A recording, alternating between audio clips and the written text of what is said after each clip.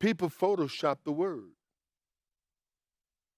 They take it out of context, put it someplace it doesn't belong, make it fit, make it sound good, and create sermons and doctrines that causes people now to start quoting these photoshopped verses out of context, and sometimes taking a part of the verse as if it's the whole verse.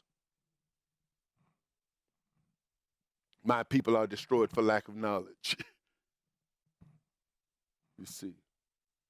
And we who are students of the Bible, we should be students of the Bible. We shouldn't fall into the traps of men which will make you ignorant. You will be biblically ignorant while religiously zealous.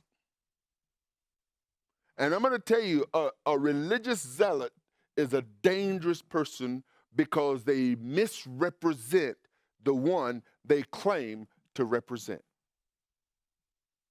Can't take his word from over here, put it over here, mix it with a few verses over here or statements over here, and then what you did is that you've just mutinized the scripture. You've created a mutant religion. And that's really what Christianity is. It's a mutation. It's a mutant religion of what is actually written.